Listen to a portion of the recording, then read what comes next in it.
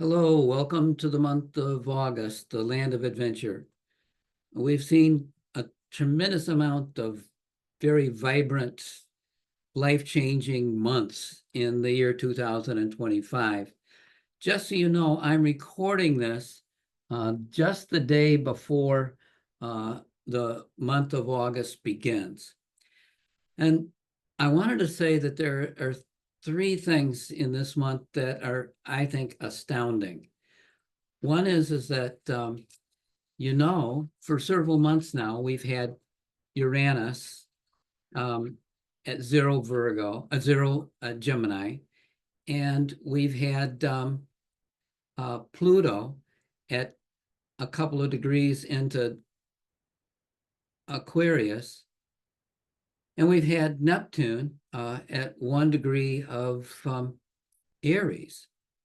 Now, Saturn and Neptune have both been at the beginning of Aries, which is a very rare occurrence. Every 36 years they conjunct. But for them to be conjuncting at the beginning of the zodiac is very rare. I'm taking the research of another astrologer that told me the last time that this happened was 4,365 BC. But the point is, just because something's rare doesn't make it noteworthy for our purposes of what's coming up. Why this is important? Because, Saturn and Neptune, even before they entered Aries, were traveling together at the tail end of Pisces. But Pisces is passive. Neptune rules Pisces. Aries is active. Now, Neptune is the planet of faith, and where we put our faith is often shown collectively by the sign that Neptune is in. Neptune right now is in Aries. It's the sign of the pioneer, and it shows that we tend to have more faith in ourselves, which is a positive as well as a difficulty. Saturn gives structure to that pioneering spirit of Neptune. So we have what you'd call a loaded gun waiting to go off, because Saturn gives structure to what Neptune is indicating. But what do we have this month? Well, Mars, which rules Aries, has been going through Virgo. And Virgo is the sign of analysis. It's a sign of being analytic and focusing on detail. But Mars is getting ready to go into Libra. On the 6th of the month, Mars moves in to Libra, which is a sign of one-to-one relationships. Mars is in its what's called fall in Libra, meaning that it's least like itself. Mars is a go-it-alone influence. But in Libra, Mars is always interested in this sign, in what's going on with other people. How am I coming across? What are you doing? You want to come this way. So let's take a look, because on the 9th of the month, Mars is gonna be exactly opposite that Neptune Saturn conjunction. So I just wanted to show you this chart here.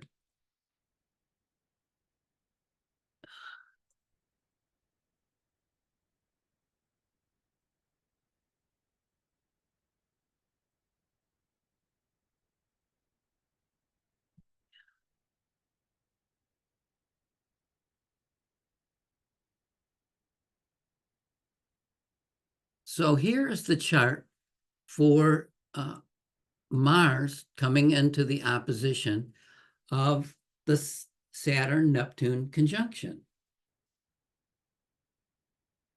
What does that mean? Mars is the god of war. Aries is the sign of war. Mars is in a grand trine with Pluto and Uranus. It's very volcanic. It's very stirred up. Now, at the time that this opposition takes place, we are in the full moon. The sun in Leo, the moon in Aquarius. Well, the sun and the moon are both in hard aspect to this Neptune-Pluto conjunction, and Mars opposing it. Now, so we get this pattern. They're all in hard aspects with each other. Hard aspects throw things into motion. Well, this chart was set up for Washington, D.C. So our government could be on the brink of war. Now, if we were going to war, it would obviously have to be shown in the chart for the summer solstice. And there are some indications of immense violence, both in the 7th house, open enemies, and in the 12th house, secret enemies. And Mars and Pluto are very active in those houses in that chart. But we have Venus and Jupiter behind the ascendant, and I know it can easily be wishful thinking, but I have no hesitation of saying, as an astrologer, this is our get out of jail free card. It's like things are going to heat up between now and the 9th of August. But after the full moon, things will ease back, will slow down. After the 9th of August, things will get a little easier. Now, on the 11th of August, Mercury, which is at 4 degrees of Leo, will go direct. And solutions will be found starting on the 11th of August for some of the more immediate problems. It isn't going to solve everything. Obviously, there's a lot of stuff going on here, but this is a sort of the backdrop of what is powering this month. Now, there's a couple of other things that merit us taking a look at. And I wanted to just mention that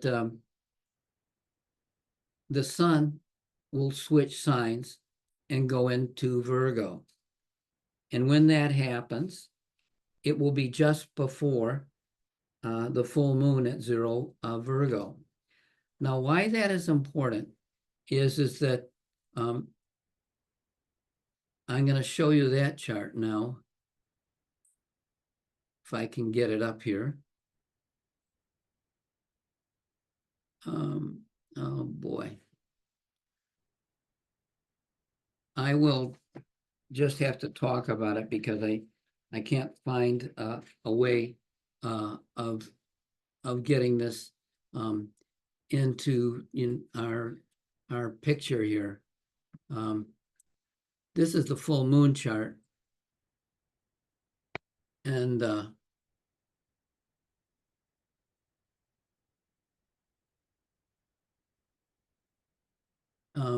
so this is new moon in Virgo chart here. Okay, let me see what I can do with this. Oh, it's something, isn't it? It's 0 Virgo, sun and moon. Pluto quincunx the new moon. Saturn, Pluto quincunx the new moon. Saturn, Neptune conjunct on one side, Pluto on the other. This is what's called the finger of God aspect. There's tremendous potency connected with it. The focal point for this, where the energy goes and where the action is right here on 0 Virgo. Now, Mercury, which back on the 11th started moving forward, is in Leo, and it's ruling the new moon here. So we will all find that we are pressurized and looking for a new way forward, something to change the dynamic. And the sun, moon are square Uranus, the planet of freedom, and Uranus and Pluto being trine, which is, of course, very easing aspect. And we get this Pluto, Neptune, Uranus in what's called a sextile fan. They reinforce each other, and it takes the weight off of the configuration. But the square, the sun and moon to Uranus, will force us into motion. We will have to do something. Virgo is not a sign of action. The new moon at 0 Virgo does not normally impel us to act, but at this point, the die is cast, and it's like the accountant being called out of the closet and saying, here's a gun, we have to go to war. And so we're in this very active mode. And this goes on for a week or so at this time. But then we enter this period of Venus entering Leo.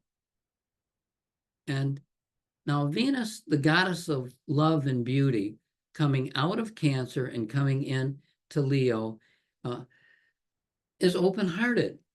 It's a dominant feature at the time, and will bring us forward. Now, the moon and Venus are the two feminine deities, and they are in a reinforcing sextile to each other. And Venus being opposite Pluto, and the moon being trine Pluto and trine Neptune. It's one of those moments where being passive won't work.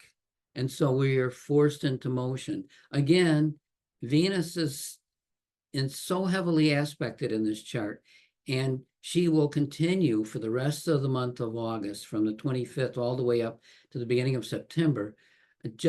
I call it running the gauntlet, being opposite Pluto, being trine to Saturn, Neptune, being sextile Uranus, and then completing some further aspects to Mars, and